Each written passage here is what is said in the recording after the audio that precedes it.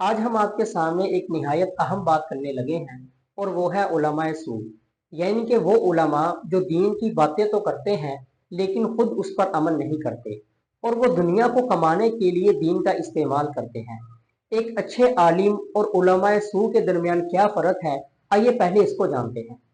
عالم وہ ہوتا ہے کہ جو دین کو سمجھتا ہو، قرآن اور حدیث کو سمجھتا ہو اور اس پر عمل کرتا ہو، اور وہ لوگوں کو حق بات سکھاتا ہو، اور وہ برائی سے روکتا ہو اور اللہ تعالیٰ سے ڈرتا ہو۔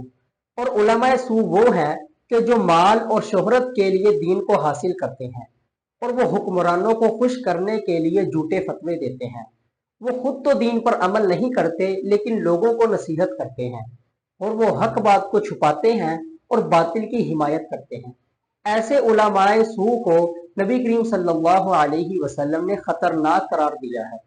ایک حدیث مبارکہ میں آتا ہے کہ رسول اللہ صلی اللہ علیہ وسلم نے ارشاد فرمایا کہ مجھے اپنی امت پر سب سے زیادہ خوف اس کا ہے جو منافق ہو اور چرب زبان ہو، کیونکہ وہ اپنے الفاظ کی ہیر پھیر سے لوگوں کو گمراہ کرتا ہے۔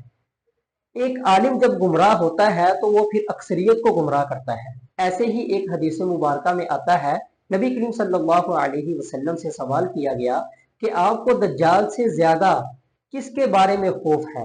تو آپ صلی اللہ علیہ وسلم نے فرمایا، گمراہ کرنے والے اماموں کے بارے میں۔ ہمیں ایسے علماء کو پہچاننا چاہیے کہ جو صرف اللہ تعالیٰ سے ڈرتے ہوں، سچ بولتے ہوں، اور وہ دنیا کے لیے دین کو نہ بیچتے ہوں۔